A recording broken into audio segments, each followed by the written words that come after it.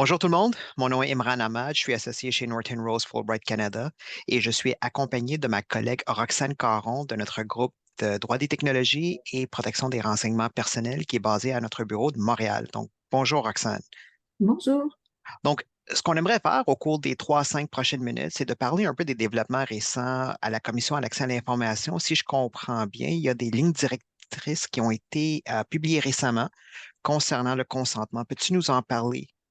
Oui, donc c'est des lignes directrices sur les critères de validité du consentement. Ça a été tout juste publié là, à la fin de mai 2023. Puis c'est pour aider à la mise en application des nouvelles obligations sous la loi 25. Donc, le principe derrière ça, c'est que généralement, bon, par défaut, les renseignements personnels sont confidentiels. Les Comme individu, les renseignements personnels, je peux exercer un certain contrôle sur l'utilisation, la circulation des renseignements qui me concernent, soit en donnant mon consentement ou, encore plus important, en refusant de donner mon consentement. Donc, les entreprises qui veulent utiliser des renseignements personnels pour être conformes à la loi, ils doivent répondre à certains critères. Puis ces lignes directrices-là vont venir justement apporter un peu de lumière sur la façon de respecter chacun de ces critères-là. OK. Non, je comprends ça, c'est bien clair. Dis-moi, quels sont les principaux critères pour qu'un consentement soit valide? Oui, donc c'est premièrement que ce soit un consentement manifeste. Donc, le défaut, c'est un consentement express en général, mais il y a également une possibilité dans certaines circonstances d'utiliser une forme implicite de consentement. Donc, par exemple, s'il ne s'agit pas d'informations sensibles, si ça ne va pas à l'encontre des attentes raisonnables qu'une personne aurait dans le contexte. Donc, si moi j'ai déjà donné mon consentement pour une utilisation X, si c'est une utilisation qui peut être similaire à ça, ben on peut avoir un consentement implicite et également s'il n'y a aucun risque de préjudice grave qui émerge de l'utilisation de la communication des renseignements. Le consentement doit également être libre, donc ça doit être un choix réel, il n'y a pas de contrainte, on ne me force pas à donner mon consentement.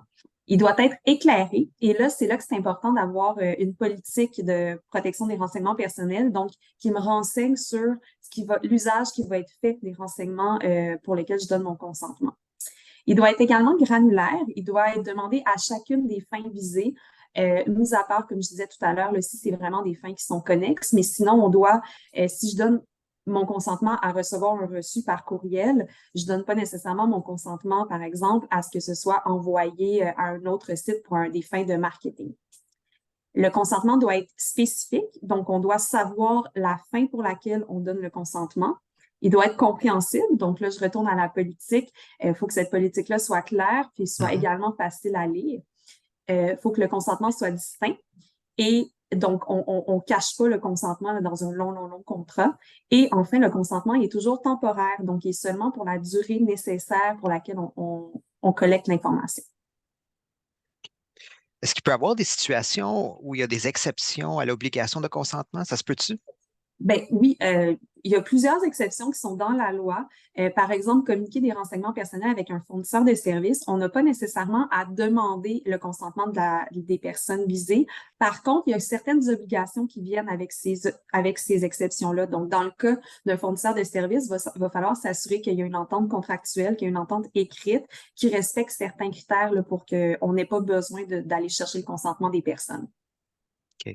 Dernière question pour toi. Est-ce qu'il y a d'autres choses que notre auditoire devrait savoir en ce qui concerne les lignes directrices? Oui, donc, ben, premièrement, c'est pas encore la version officielle. Donc là, on est en période de consultation jusqu'au 2 juillet. Ensuite, la Commission d'accès à l'information va publier une version plus finalisée de ces lignes directrices-là.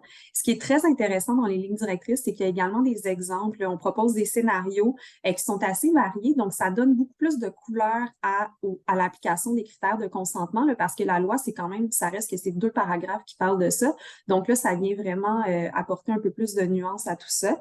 Puis enfin, puis ça, c'est super intéressant, quelque chose à garder en tête. Le consentement en lui-même est très important. Pour les entreprises, c'est aussi important de bien garder une trace du consentement, donc de bien avoir une documentation, de bien être capable de prouver qu'on a demandé le consentement aux individus. Non, c'était très clair. Merci beaucoup pour ce résumé qui était très clair et concis. On a réussi à le faire à l'intérieur d'à peu près 5 minutes, donc c'est génial.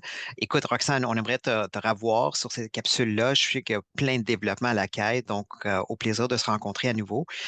Et pour notre auditoire, restez en ligne pour d'autres capsules qui vont suivre dans les semaines à suivre. Merci beaucoup.